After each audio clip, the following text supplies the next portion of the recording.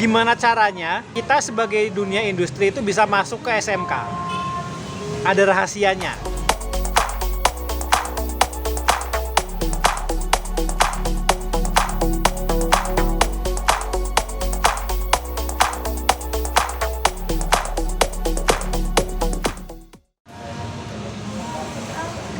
Nah, udah mulai ya? Oke teman-teman, selamat sore, assalamualaikum warahmatullahi wabarakatuh. Salam sejahtera untuk kita semua. Ketemu lagi sama saya Om Tri. Seperti biasa, sore ini kita akan ngobrol-ngobrol soal dunia per SMK-an dan digital marketing. Ya, hubungan antara kedua hal itu ya. Oke. Saat ini saya lagi ada di ruang terasa. Ini lokasinya di daerah Gor Satria di Purwokerto, Kabupaten Banyumas, provinsinya Jawa Tengah. Jadi ruang terasa ini memang tempat nongkrongnya anak muda, lokasinya sangat strategis di daerah namanya Gor Satria. Ini memang pusat nongkrongnya anak-anak muda, tempat gaulnya anak-anak muda. Ya sekali-sekali lah ya, saya orang tua ini pura-pura jadi anak muda nongkrong di tempat gaul. Kebetulan tadi baru saja beres diskusi sama Pak Cahyo Edi Widiatmoko, Direktur Utamanya PT Kombas. Ini beliau sekarang sudah pulang kembali ke Banjarnegara. Sambil ngisi waktu, saya mau bikin konten soal SMK ya. Nah, materi kita sore ini seru juga, cukup seru materinya saya rasa, yaitu soal gimana caranya kita sebagai dunia industri itu bisa masuk ke SMK. Ada rahasianya. Nah, jadi topiknya adalah rahasia cara masuk ke dunia SMK. Seru ya? Oke. Nah, yang akan saya sharekan ke teman-teman ini pure murni pengalaman pribadi saya sebagai Direktur Operasionalnya PT Kombas Digital Internasional masuk ke SMK-SMK. Jadi PT Kombas Digital Internasional itu berdiri tahun 2018. Kalau saya pribadi 2019 baru bisa full di PT Kombas, dan salah satu tugas pertama saya adalah untuk masuk ke SMK. Jadi saya sudah mulai networking sama SMK itu sejak tahun 2019. Itu pertama kali saya bisa full time di PT Kombas. Nah, yang saya akan sharekan ini adalah lebih ke pengalaman pribadi saya. Gimana sih caranya masuk ke SMK sampai akhirnya sampai di titik ini Kombas punya 12 kelas industri, bisa mengelola ratusan anak PKL, seperti itu. Nah, segala sesuatu pasti ada awalnya, pasti ada mulainya. Nggak kemudian Kombas nggak langsung tiba-tiba seperti saat ini, mulai dari merintis step by step kita berhubungan dengan SMK. Nah, itu materi hari ini. Nah, sebetulnya teman-teman, banyak cara supaya kita dari dunia industri itu bisa kerjasama dengan SMK. Jadi alternatif jalannya banyak banget. Nah, yang saya sampaikan ini cuma salah satu, salah duanya aja yang menurut saya pribadi itu paling asik, paling ringan, dan paling cepat. Gitu. Tapi lagi-lagi ini based on pengalaman pribadi ya. Mungkin teman-teman yang lain punya metode cara lain yang lebih seru, ya nggak apa-apa, nggak masalah juga gitu.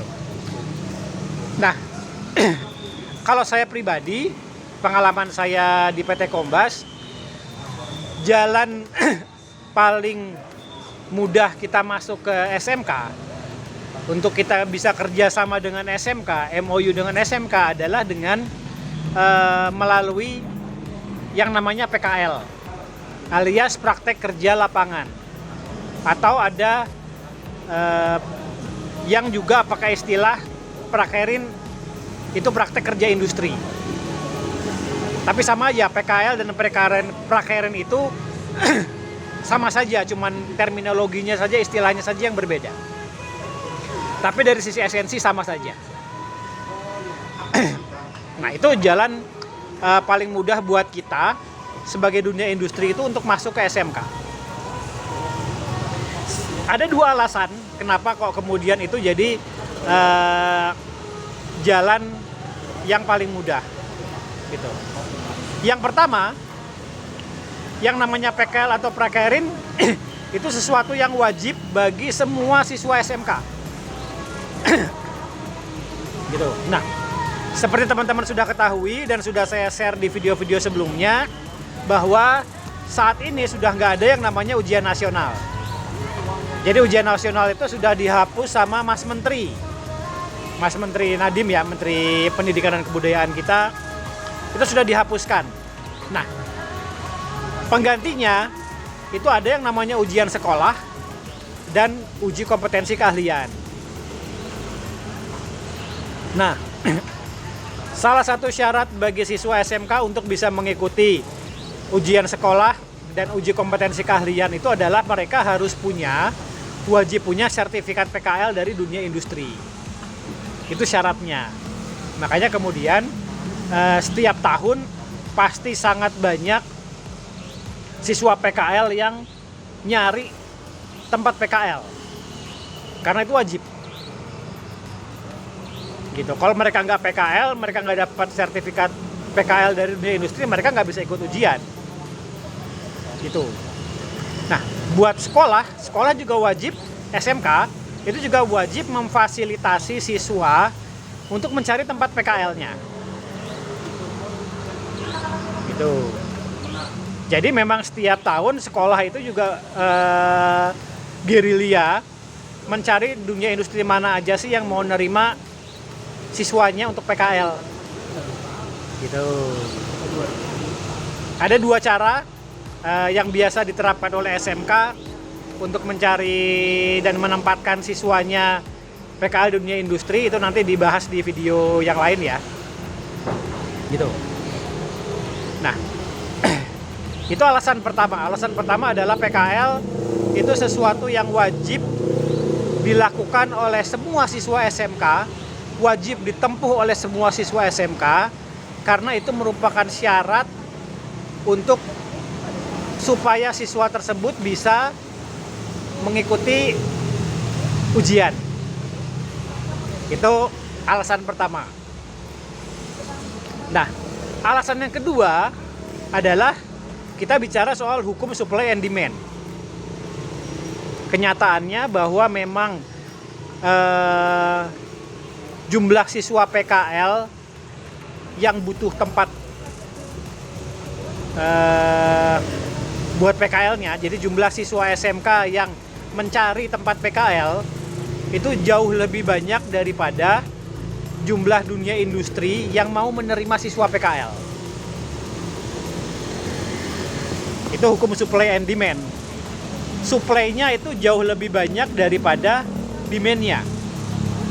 Jumlah siswa PKL, jumlah siswa SMK yang butuh tempat PKL itu jauh lebih banyak dari jumlah dunia industri yang mau menerima mereka.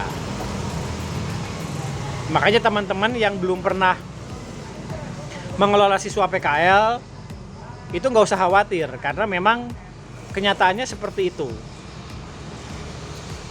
Banyak siswa SMK yang bingung nyari tempat PKL kok. Nah, ini adalah peluang buat kita sebagai dunia industri untuk jadi solusi untuk bagi masalahnya mereka. Itu ya, ada dua alasan. Oke, yang berikutnya, Om Tri, saya pengen dong nerima siswa PKL, gimana caranya? Nah, ini saya share lagi, ini pengalaman pribadi aja. Nah, jadi kalau buat teman-teman yang belum pernah mengelola siswa PKL, ini baru pertama kali mau nyoba, mau latihan, caranya yang simple ada dua. Yang pertama, coba deh teman-teman petakan, ada nggak saudara, teman, tetangga, kenalan itu yang kerja di SMK, yang jadi guru SMK atau jadi di tata usaha, gitu. Ada nggak saudara kita, teman kita, tetangga kita, kenalan kita, ada nggak mereka ini yang memang jadi guru SMK atau kerja di SMK? Nah kalau ada, kita ajak ngobrol mereka, tanya-tanya gitu soal mereka kerja di SMK berapa, kemudian di SMK itu ada jurusan apa saja gitu, terus kapan waktu PKL-nya, kemudian kapan bagaimana biasanya prosedur PKL di SMK itu. Nah kita cari informasi, kita tanya ke kenalan kita, tetangga kita, teman kita, saudara kita. Nah berdasarkan informasi itu, hasil ngobrol-ngobrol itu baru kita mengajukan diri gitu. Boleh nggak nanti kalau untuk periode PKL yang berikutnya kami menawarkan diri untuk jadi tempat PKL, kita siap kok nampungan siswa PKL dari SMK Bapak Ibu gitu. Jadi mulai dari yang gampang dulu aja gitu ya, gitu. Nah cara kedua, tadi cara pertama kan kita cari informasi dari teman-teman dekat kita nih. Cara kedua adalah kita keliling aja di sekitar tempat tinggal kita, di sekitar tempat usaha kita, itu ada SMK apa aja gitu. Jadi di sekitar tempat kita ada SMK apa aja sih, kemudian di SMK itu ada jurusan apa saja sih gitu. Kenapa? Karena biasanya itu SMK, pihak sekolah itu memprioritaskan tempat PKL yang dekat dengan sekolah mereka. Biasanya seperti itu supaya siswanya nggak repot kalau harus bolak-balik. Gitu. Jadi kita petakan juga tadi, selain kenalan kita yang kerja di SMK, kita petakan juga di sekitar tempat tinggal kita, di sekitar rumah kita, kantor kita, ada nggak SMK? Kalau ada, jurusan apa saja mereka? Kapan mereka PKL? Nah ini memang kemudian kita harus silaturahmi ke sekolahnya langsung. Kalau misalnya memang ternyata kita nggak punya kenalan di situ ya, itu kita silaturahmi langsung dengan mereka. Nah silaturahmi nanti kita ketemu sama siapa Om Tri? Nah ada beberapa hal yang beberapa pihak yang sebaiknya teman-teman prioritaskan untuk ketemu. Yang pertama adalah Wakahumas, Wakil Kepala Sekolah Bagian Humas. Kenapa? Karena untuk urusan PKL ini adalah tanggung jawab dan wewenangnya beliau. Jadi kita tanya ini ke sekolah, ini nyuwun sewu, mohon maaf, ini kalau Wakahumasnya Bapak atau Ibu siapa ya? Gitu. Boleh nggak saya bikin janji untuk ketemu? Gitu. Loh ini Bapak dari siapa? Kenalan saja. Oh nama saya Tri Hadianto Sasongko. Saya dari PT Kompas Digital Internasional. Saya pengen ketemu dengan beliau dalam rangka untuk penawaran kerjasama pengelolaan siswa PKL. Itu yang paling enak dengan Wakahumas. Kenapa? Karena beliau adalah pihak yang diberi amanah, diberi wewenang, diberi mandat untuk bekerja sama dengan pihak luar. Salah satunya adalah PKL. Oke, itu yang pertama. Yang kedua, kita juga bisa ketemu dengan ketua jurusannya. Ketua jurusan yang kira-kira kita siap mengelola siswa PKL-nya. Itu. Nah, jadi kalau misalnya kita kan ya, kalau saya Kombas lah, PT Kompas Digital Internasional, memang kami fokusnya ke digital marketing. Nah, digital marketing itu berarti jurusan-jurusan yang cocok untuk PKL di tempat kita itu ada 6 kalau nggak salah. Yang pertama adalah bisnis daring dan pemasaran, BDP. Kalau sekarang jadi jurusan pemasaran. Yang kedua OTKP, otomatisasi tata kelola perkantoran. Kalau sekarang di kurikulum Merdeka sudah berubah jadi MPLB, manajemen perkantoran dan layanan bisnis. Kemudian jurusan RPL, rekayasa perangkat lunak. Kalau sekarang jadi pengembangan perangkat lunak dan GIM, PPLG. Terus yang keempat adalah TKJ, Teknik Komputer dan Jaringan. Kalau sekarang jadi Jaringan Komputer dan Informatika. Kemudian jurusan Multimedia dan Desain Grafika. Nah sekarang Multimedia Desain Grafika itu dilebur jadi di DKV, Desain Komunikasi Visual. Nah itu. Nah kalau di SMK ada jurusan itu, bisa tuh kita masuk ke jurusan-jurusan yang sesuai dengan bisnisnya teman-teman. Nah kalau misalnya bisnisnya teman-teman itu kuliner, ya berarti masuknya nanti ke jurusan tata boga. Itu contohnya ya. Atau misalnya teman-teman jualan ternak, jadi ke jurusan peternakan gitu. Itu disesuaikan saja. Nah nanti kalau misalnya ada jurusan yang sesuai, teman-teman cari informasi. Oh mohon maaf Bapak Ibu, kalau misalnya untuk jurusan A itu ketua jurusannya siapa ya?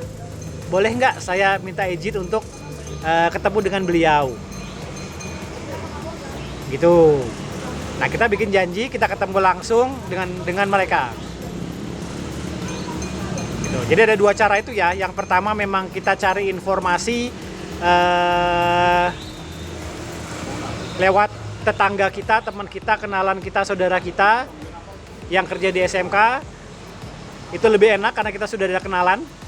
Terus yang kedua, kita petakan juga di sekitar rumah kita, di sekitar kantor kita ada SMK apa saja, ada jurusan apa saja, kira-kira jurusan itu cocok nggak untuk tempat untuk kita kerjasama pengelolaan siswa PKL dengan mereka. Caranya dua itu, yang paling simpel, paling sederhana. Nah, berikutnya apa yang harus dilakukan setelah teman-teman bikin janji dan ketemu? Nah, nanti kalau setelah kita bikin janji, kita ketemu dengan perwakilan dari pihak sekolah, itu usahakan teman-teman juga lebih siap dan profesional. Salah satu caranya adalah teman-teman persiapkan juga proposal pengelolaan siswa PKL-nya. Jadi kita datang sudah bawa proposal. Itu akan menunjukkan bahwa kita memang betul-betul sudah siap untuk mengelola siswa PKL. Gitu. Proposalnya seperti apa, isinya apa saja itu sudah ada di video yang lain ya. Jadi kalau misalnya teman-teman pengen tahu, penasaran itu proposal isinya apa aja sih Om Tri, gimana cara bikinnya? Nah itu ada di video yang lain. Gitu. Itu ya. Nah, itu sedikit tips dan trik yang bisa saya bagikan soal cara kita sebagai dunia industri itu bisa masuk ke SMK. PKL itu hanya entry point-nya saja teman-teman. Itu cara paling mudah, cara paling simple untuk kita kerjasama dengan SMK adalah dengan mengelola siswa PKL. Nah, harta karun yang sesungguhnya itu nanti kalau teman-teman sudah mulai masuk, sudah kenalan, sudah mengenalkan diri dengan SMK. Jadi mengelola siswa PKL itu merupakan hanya jalan pembuka saja, pintu masuk saja untuk kita mengenalkan diri sebagai dunia industri supaya kita bisa kerjasama dengan SMK. Nanti kalau sudah masuk SMK, itu banyak potensi besar lainnya, banyak harta karun lainnya yang bisa teman-teman manfaatkan untuk pengembangan bisnisnya teman-teman. Dan ini saling menguntungkan. Kita sebagai dunia industri diuntungkan, pihak sekolah juga diuntungkan, siswa SMK juga mereka juga banyak dapat manfaat dari kerjasama dengan kita. Oke, mungkin itu ya teman-teman yang bisa saya sharekan untuk sore ini. Saya mau lanjut pacaran sama Mbak Uci. Gitu. Nah, ini setia nungguin saya bikin konten. Oke gitu ya teman-teman. Sampai ketemu lagi. Seperti biasa, kalau misalnya teman-teman merasa video ini bermanfaat atau kalau ada pertanyaan, tinggalkan komentar di bawah. Juga bisa dibantu share dan like supaya banyak teman-teman lain yang juga bisa dapat manfaatnya. Itu aja teman-teman, selamat sore. Assalamualaikum warahmatullahi wabarakatuh.